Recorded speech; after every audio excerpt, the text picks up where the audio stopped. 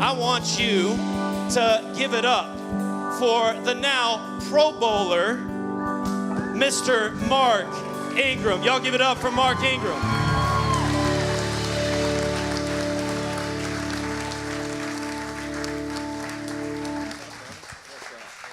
Hey, now before we get comfortable, I think we got a handout. We got like 1,000 names that kind of filled out their names for a little handout because you've signed a football that we want to give away. So let's go ahead and bring that up so Mark can pick a name. And hopefully y'all wrote better than my 4-year-old does so that we can read this. But let's go deep, because the ones deep in there came here first. And we like honoring those people that came here early. Got the one at the bottom. Which is like 2 people were here early. Gabrielle Bourgeois. Oh, there we go. All right, Mark, I know, like maybe just like a soft toss or something like that. You got this? You got it? Look at those skills. Touchdown. Man, I love that. Mark, thank you so much. Can we thank Mark for being here tonight with us? And I know some of your teammates are here as well, and thank you guys for being here. After this gathering, in just about 5 minutes, I'm going to ask for Pastor John McCann to come up and close out our time in prayer. And you and I are going to go back over there. And if you'd like to meet Mark, get an autograph or whatever else, we want to give you that opportunity as we get ready for a second gathering. Isn't it awesome this year that we've had to have 2 of these? Man, last year we only had 1. This year 2. Next year, the Dome. I'm believing with you, man. All right, I'm believing there we go. You. I love it. So tell us about Mark Ingram. Just who you are, your family, where you from. Tell us about that. Okay, I'm Mark Ingram II, son of Mark Ingram and Shonda Ingram. I have 3 little sisters, Maya Ingram, Mia Ingram, and Malia Ingram. And I have it gets better. And I have a wife. I just got married in April. Thank the Lord. My wife is back there with our 15-month-old who's probably acting crazy.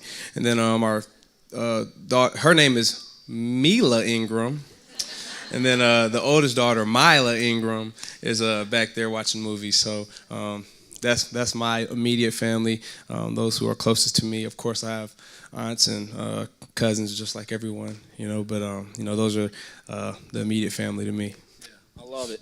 So one of the things that I've really, especially this week, been just blown away by is seeing you and your teammates out in the community of New Orleans, just loving people. Mm-hmm. And y'all inspire me as I've had the privilege of being y'all's chaplain for the last 7 years. And, man, to get out there, because I know a lot of those moments are on your days off, where you're going out and you're serving people. So you've started a foundation.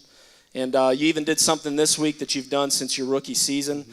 Talk a little bit about how your platform, this opportunity through college football, we won't talk about that team that you played for, and now in the NFL and all these things, and how God kind of challenged you to use this platform through your foundation and some of the things your foundation's doing, like what you did this week. Okay. I really think, God does everything for a reason. And, growing up, first of all, my foundation deals with children with incarcerated parents.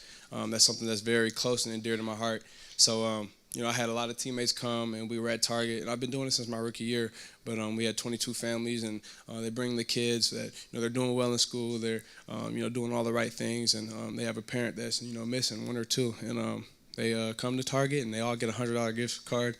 And me and my teammates take them all shopping. So, that's an amazing blessing. And, that was one of the tough trials and tribulations in my life growing up was my father, being gone, being incarcerated.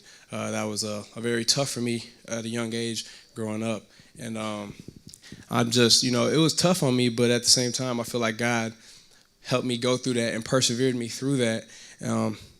And I overcame those odds, those statistics that, if you have 1 or 2 parents in jail, it's very much so can happen to you. You can go down the wrong path, be around the wrong people. And I feel like the Lord helped me overcome that so I could be on this platform and I can give back to those same youth that might, have gone through the same situation that I have and have the same feelings that I had, of missing a parent. And I just want to let those kids know, those youth know that no matter what it is, if you keep God first, if you just believe and you just stay with the right people in your corner, have the right people behind you, stay from around the wrong people, and just keep God first, have strong prayer, have strong belief, and that you can accomplish anything in this world, that you can still have a great relationship with your parent. Even when my father was gone, I remember getting those, you have a TOEF, a collect call from, and I'd hear my dad's name, and, you have to press a button and you get to talk to him for however long it might be, a couple moments, but he always was encouraging me, always supporting me, always was there every step of the way, and, that's my dude, so I just want to let them know that they can still have a great relationship with their parent. They can still accomplish everything they want to. Yeah, and man, I'll tell you, you're living it. And when I've shared with you my story, my grandfather was the first one that we could ever find come to faith in Jesus, follow Jesus, and now he's got a great grandson that follows Jesus. Yeah. And the way in which you're loving your daughters, the way in which I see you rising up to be a husband, the way in which you're a leader on this team for this city. God's using you in powerful ways, and we want to commit to pray for you. We want to commit to love you. Man, and I know, look, Roman's wedding a couple years ago, I saw a gear shift, and you want to just talk is just kind of the last thing here, just what God's been doing in your life recently and in terms of getting a hold of your life and prioritize. I love #GodWins on just about everything, and as you're determined to just give God glory. Any closing words you'd share, even in terms of your personal faith journey? Man, a lot of people have stories where, they didn't know Christ and a particular person led them to Christ, or a particular event may have led them to Christ, but I've been fortunate enough through my entire life being in church, having, my grandmas, both grandmas, my mother, my father, my grandparents, my aunts, everyone. I remember just going to church and seeing everyone in the top balcony, and I've just been brought up with Christ, always being the head of our household, always being a praying family, always being a family that believes and, believes that God does everything for a reason. And, like growing up, everything was cool. My father played professional football, and so everything was good growing up, and he kind of got in some legal trouble, and we had to move back to Michigan. And my grandfather was a huge part of me, becoming a man while my father was gone, and my mother had to start from nothing. Everything was good. Father playing pro football, I just got into it with the wrong people, made some poor decisions, and he ended up having to be incarcerated. And my mom had to start from nothing, work 2 jobs to support me and my 3 sisters. And I just remember. Just always believing, always praying that the Lord's going to bless me to be able to take care of my family one day. And, I always just prayed for that. I believed for that all the time. And I had great high school, and I was able to go to college and, on a full scholarship to Alabama. And I never thought I'd be able to do that, I never thought I'd be able to do that. Roll Tide for sure. I appreciate you guys. I didn't think there's that many Roll Tiders, but no, but yeah. And then just I never thought I'd be able to play SEC football or get a scholarship. I always just dreamed of it, prayed about it, and he helped me have that come true. And I was able to be on a good team, win a Heisman Trophy, and get drafted. And the Lord just even when I wasn't doing things the right way, even when I wasn't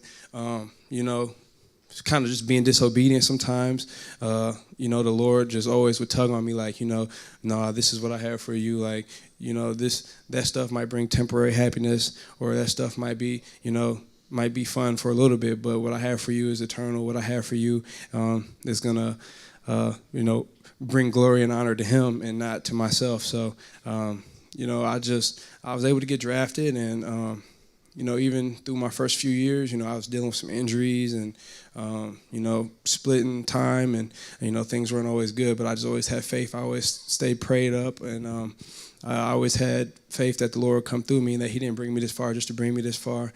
And I was able to, put my sister through college. I was able to, pay for my mom's house. The Lord just blessed me with so many ways, just seeing her struggle and having to work 2 jobs and be on food stamps. And, be able to take care of her and take care of my sisters. And now I'm married. I got a wife and 2 daughters and a son on the way. It's just amazing what he's doing in my life. And especially in the past 2 to 3 years, I just didn't want to be like, one of those Christians that's like, I'm a Christian, like, God is good. And I just wanted to give him everything because he's given everything to me. So I just want to encourage people just to always have faith, always stay prayed up, and don't dab your toe in the water, but just give your full life to Christ and watch how he does miracles for your life. Man, I'm ready to invite you back to preach here, bro. I love it.